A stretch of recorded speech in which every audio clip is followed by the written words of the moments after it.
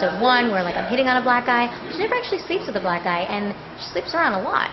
So it didn't really make sense to me. So I went up to Zane, I went up to the writer on set the day that I was supposed to do another scene that was just supposed to be like a little tiny little love scene with a guy. He didn't even have any lines. It was just kind of like you saw us making out. So it could have been any like good-looking black dude. And unfortunately, they hired a black guy, which I was really excited about. But then when he got on set, they didn't like his energy because they thought that he was too gay. So they fired him that same day. And I was pissed because I was like, how are you going to tell if he's gay or not during You love gay black guys. I mean, whatever, you know? I mean, that would be fine for Ebony, too. She'd probably go that way, too. So I was actually really upset about that, and they ended up last minute. Like, it was the day of that we were shooting the scene. I think they called someone at like 1 o'clock. He was there by like 5 o'clock. We were shooting at 5 o'clock and wrapped by 7. And that was that. So they had another guy. It was a gorgeous guy, so I can't complain. But still, I felt like it was important to the series and important to show her with a black man, but apparently, you know, they didn't think it was as important, or I don't know, it didn't happen, unfortunately. Who is Zane? Zane is the writer. She is the erotica best-selling novelist in New York that wrote the series. The series Does is she based have a on her last book. name or any? She's just Zane. She's just Zane. Z-A-N-E, Zane. Yeah. Her books are all over, and her fan base is all over New York. That's why the premiere was in New York, and she's got a huge following. Huh. Now, what's this series about? The series is about 5 women and their life in and out of the bedroom and empowering them, and it's time for a sexual revolution, and that women should not just be the missionaries for men. Women should be on top as opposed to on bottom.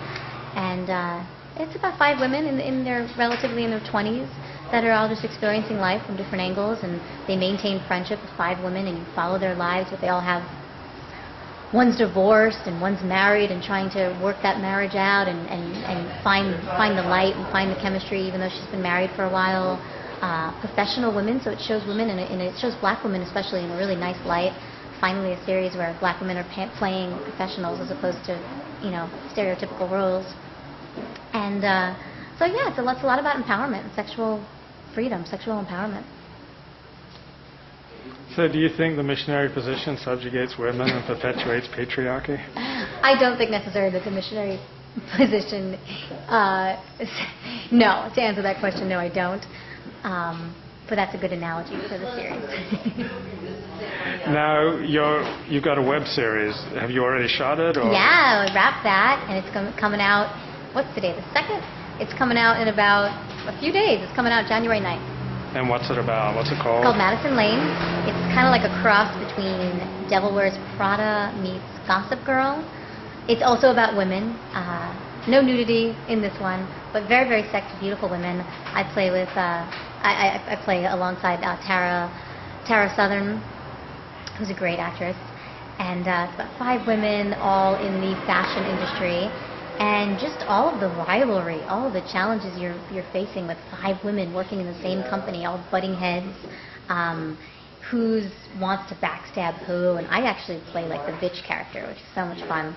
I play Kirsten, who is always has been working for this company for probably the longest out of all the girls. And there's a new girl hired who's played by Taryn Southern, and I just can't have it that she's trying to take my position, and I won't let her have it, and I'm doing everything I can to try to stop her from succeeding. So I play an extremely bitchy part, which was a lot of fun. It was really fun playing like an Eva Longoria type of role, very undermining, very cutting. So I had a lot of fun with that. How were you able to stretch to do that, or was it? You know, it is so much fun playing a bitch. It really is. It kind of any kind of like anger and frustration is just. It's very, very pinpointed right there, very targeted, and I think the pitfall of playing a bitch is playing a bitch and making it so obvious. It's way more fun to just be, you know, the bitch that is saying something so nasty, and yet the whole time she's smiling, and the whole time she's saying, "What a horrible-looking shirt you have on," and "I would never wear something like that, Luke." And yet, you know, it's these horrible words that are coming out, but she's smiling because there's people around her that might be listening or that might be looking at her, and she doesn't want people to think that she's making a mean face. So it was a lot of fun. I had a great time playing with that. Did you find yourself slipping into the character when the cameras were off? No, I loved all the girls on set. They were awesome, and we really bonded very, very well. And we had a lot of jokes and a lot of personal moments. It was all women, so it was a lot of like woman energy again. And I love being around women. I love being around beautiful women. I love working with them, and it was nice. I really didn't have any huge scenes with any guys. All my fight scenes were with women. All my like powwow scenes, meetings and business meetings, and it was very fun playing like a businesswoman with a mean, bitchy streak. What are some of the surprising or funny things that have happened when you've played in love scenes? Surprising and funny things that have or happened. Or funny, or like anything that's like unusual. Well, like, I mean, when you're, there was no love scenes in Madison Lane, but right. in Zane Sex Chronicles, there was plenty of love scenes, and I was very excited about the love scene with my boyfriend Frank, because I'm still very attracted to him. I think I still have a crush on him. So I was very excited about that, but there's of course this level of, oh my god. I mean, you're not completely nude, but you're basically nude, standing in front of each other, and the director is telling you, make this the hottest possible love scene. The audience has to believe that this is the couple they're fighting for. We want this to be the most beautiful love scene, the most passionate love scene. And you barely know this guy, and you're standing in front of him, and there's a lot of energy, but a lot of chemistry. And I think when there's good chemistry, what is chemistry? Chemistry is just sex. I mean, to have good chemistry, it's that feeling of you want to have sex. I mean, that's that fabulous chemistry level. And I think as long as there's good chemistry, there's going to be good scenes. So I had a great time. I mean, there was a lot of nerves involved, but nerves can help you get to that next level. And as long as you get past them, it's very freedom. It's very freeing to be in a love scene. Did you guys rehearse it? Not really. I mean, it's the kind of thing where you have an idea planned out. We talked about it a lot. It was a lot of talk prior. All right, so what do you feel comfortable with? What do you not feel comfortable with? What are the boundaries here? And the whole time doing the series, it's important for everyone to know that the guys had something like, I mean, this is the awkward part, is the guys had something like a what would you call it? A block. Yeah, like a sock around their yeah. cock. A cock sock, a sock cock, I don't know. So it looks like a sock that's like covering their balls. So probably it's more nerve-wracking for the men who have to, number one, stay hard the whole time, otherwise it will look not as attractive. And when the women have something that looks like a pantyhose around their vagina area, so we're covered in a way, but yet it's even more awkward because you have this sock there and you have this pantyhose thing there.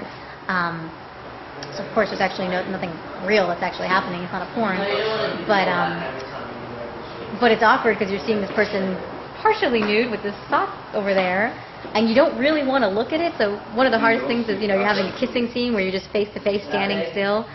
Beautiful lighting. It's very dark, so no one really sees anything. But the hardest thing is not when they call cut, not to just kind of flare down, because that's what you really want to do. You just want to like peek down, and you're wondering like what he's peeking out, and so yeah, there's a lot of nerves. But I think that's so normal. I mean, if there weren't nerves, then I'd be a professional something else.